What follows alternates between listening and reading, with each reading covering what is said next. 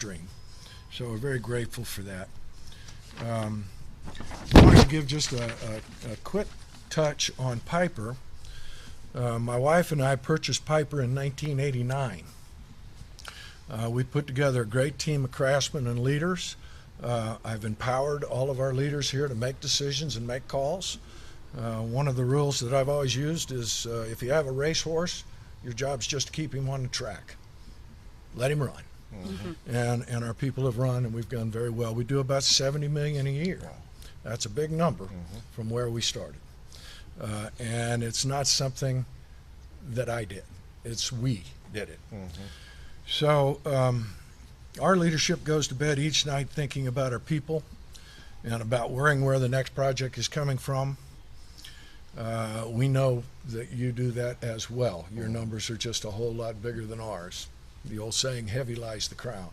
So we worry about our people. We care about our people. It's all about our people. The people are everything. This company exists because of the people that are here. I encourage you to look and educate yourself about ESOPs. I think that ESOPs, with the silver tsunami that is coming of owners that are moving, that will again be sold by family businesses and things like that, which is going to move the revenues and the jobs out of the state. If we can get more owners to look at the ESOP model and turn their employees into owners, we're going to keep those revenues and jobs in the state of Texas. We truly believe that we'll get through 22 and 23, given the inflation numbers and the COLA numbers that we're going to have to look at because of the inflation that's coming, that our ESOP will help us get through that piece, because everybody shares in the numbers. They share in our wins and losses. We let everyone know that piece, and I think that the ESOP will help us do that. Again, I thank you for coming by and honoring us with your presence and teaching us about where we're going in the state of Texas. Thank you very much. Thank you, Bud. Thank you. Annie? Yes, thank you, Ben. My name is Annie Spielman, and I'm the state director for NFIB, and we truly are a member-governed organization. So we reflect the model that our member business owners reflect, and that is that we can't do our jobs without our members. They tell us what they need us to talk about with Governor Abbott and the legislature, and that's what we do. And like I said earlier, truly business owners just want to be heard. And you've done a phenomenal job of doing that in your leadership. You've had small business listening sessions across the state, and it's sincere. And we appreciate that because everything that not just NFIB, but other business and industry groups have taken to you and your office, you've actually made it a priority at the Capitol, and it's turned into results. And so we thank you for that. We do have a low regulatory state. There are issues that our members are dealing with. We have a research center and a chief economist at NFIB, and we ballot our members, and they focused on Texas. Prior to the pandemic, we heard things like uncertainty over economic conditions was very saddling for them, uncertainty over government regulation. And so just think that was before the pandemic, imagine now. And so anytime I think a business owner is uncertain, it's hard to invest back into your employees or your business. But that uncertainty has been, held down a little bit by knowing that the legislature and our leadership won't pile things on to these folks, that you will let them run their business. Right now, I think the latest stat from the Bureau of Labor Statistics said that inflation just in February alone had risen to about 8%. And that was like a 40-year high escalation rate in inflation. So that obviously is going to cause some uncertainty. And when we've balloted our members, 68% of them have had to raise selling prices, have had to. Because just as important as their employees are, their customers are as well. And that's why in the pandemic, anytime someone would ask us, if they're going to stay open, what are they going to do? Well, their first priority was keeping people safe, and they did that. And so they were shown that they could run and operate their business safely.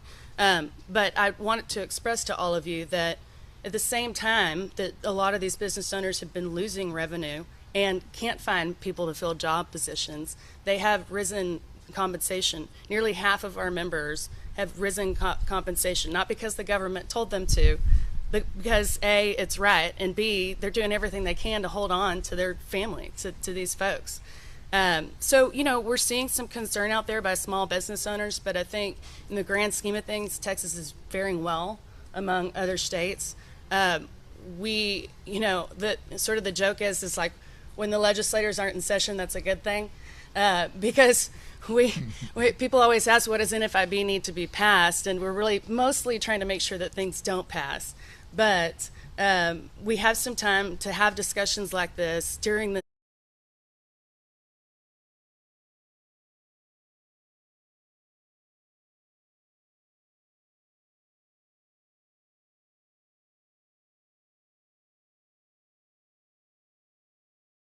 development. And so I know that gets buried in the headlines, but workforce development is so important. It helps an individual grow as a human being. It helps their morale. I'm doing something, I'm learning a trade. But first and foremost, they could graduate high school making $80,000 a year. There's something to be said for that. And build up into the company. By the time they're 30, they're running the company. So I'd like to just, extend that out there to the general population, and let's just work together on what we can do to build the workforce development and make sure that these business owners who have jobs to fill are filling the jobs, and in that matter taking care of the people and the economy ultimately. So thank you. That's all I have. Great.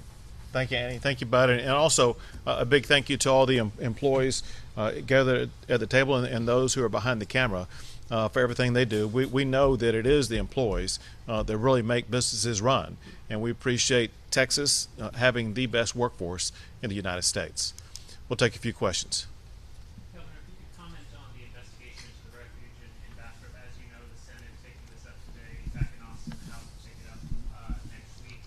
How confident are you in DPS's findings that there was no sexual abuse or sexual trafficking of these young girls?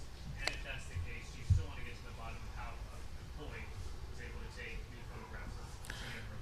So is disturbing what has surfaced from the initial investigation by the Texas Department of Public Safety and Texas Rangers that revealed that there were two people who were passing off false information, one to the FBI, another to a federal court, and one of those people is already under arrest for passing off false information to the FBI.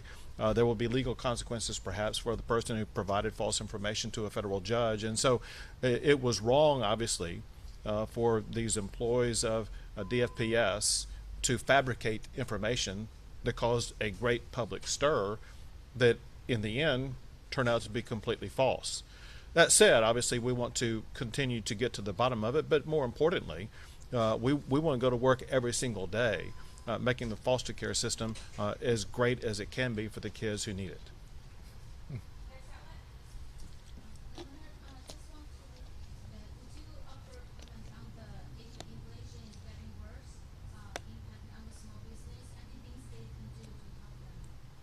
So as Annie Spellman made clear, inflation is getting worse, and small businesses that feel the brunt of skyrocketing inflation, because the larger businesses typically, not always, but typically, have an easier ability to pass those high prices on to their customers. Small businesses typically have a harder time doing that.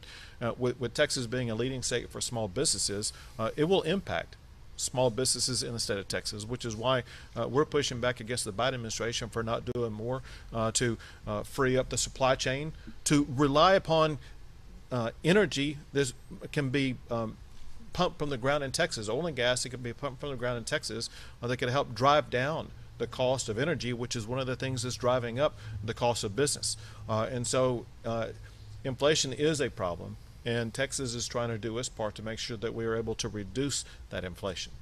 Last question, Univision. Do you think minimum wage is an idea to help out with inflation? So when you say minimum wage, did you mean minimum wage increase, or what do you mean by that? I think that's more like a federal thing than local. Anything that you guys can help the local merchant or. So let me explain this, and that is the minimum wage is typically set both by federal law and state law. But the fact of the matter is, the starting wage paid by this company that we're at today is double what the legal minimum wage is. And the average hourly wage earner here at this company is about $18 an hour. And that's what is the right fit for this particular business. Across the state of Texas, it's in fact, I said $18. It's 28 left off. The average hourly wage here is about $28 an hour. The average hourly wage in Texas is $29 an hour. And so what we in Texas try to achieve is to let the free market set the wage as opposed to government mandate. And that has worked out to be to the benefit of businesses large and small in Texas. For other businesses besides this one, can an increase in the minimum wage help? So that would be for those businesses to decide what is best for them. And the good thing about Texas is they have the latitude to make that choice.